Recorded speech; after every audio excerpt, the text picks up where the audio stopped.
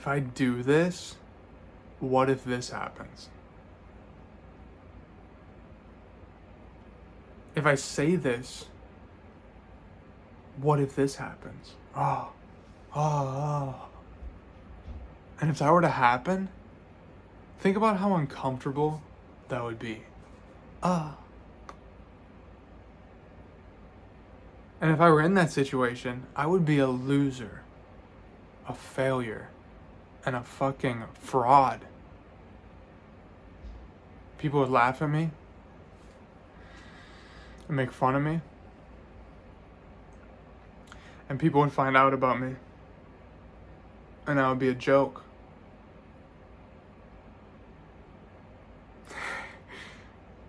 Welcome to my therapy session here, okay? At some point over the past few years, I caught on to this dialogue, this superstition story. And it's a difficult thing to catch on to because it's subconscious.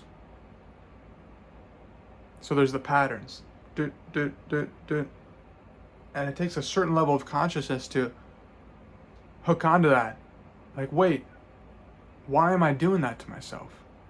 That seems completely unnecessary. What?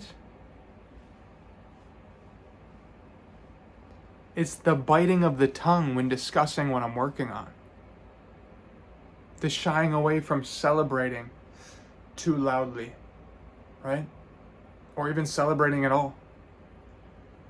Because if I celebrate this win, what if something bad happens? What if I lose it all? Okay. And if there's a perceived loss, well, I definitely don't want to talk about that. Right? No need to say much else there. That's uncomfortable. That's vulnerable. And that would mean that I'm a loser. So you see, when it comes to this superstitious tendency, right? Notice how there's no winning scenario in this mode of operation. It's just all downhill. I win and I hit a goal, right? Even on the winning side of things, it's like I win and I hit a goal that I've been working towards. But then, right, you get in conversation, it's like, if I speak about this, or if I talk about this too much, what if something bad happens, or what if I lose it all? Like, what? So you can see that we jump through a series of just unnecessary hoops. Why are we doing that? And this is why celebrating your wins is actually a sign of maturity. I heard that from Jim Rohn. And that makes sense. That makes sense. There's a boldness of speaking raw thought. Right? Positive or negative. There's a boldness in expressing vulnerability and really feeling the freedom in your wins and releasing from that superstition of speaking about it. And when this takes place, when we practice this, there's some like mental gymnastics that occur. And we seek other ways to emotionally stir things up. Because there's liberation there. We bite our tongues and we don't say things. But how would saying that thing, right, that thing that you're superstitious about, how would saying that thing be any different from saying something else? It's just words. It's just words. At base form, it's all neutral, right? The words are all neutral. Shit, right? Shit is the same is the same thing as the. But it's the it's the electrical charge attached to those words, right? That's what creates the stir.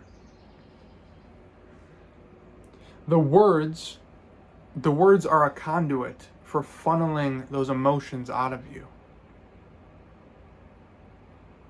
The words are a conduit for funneling those emotions out of you. A person from a completely foreign country,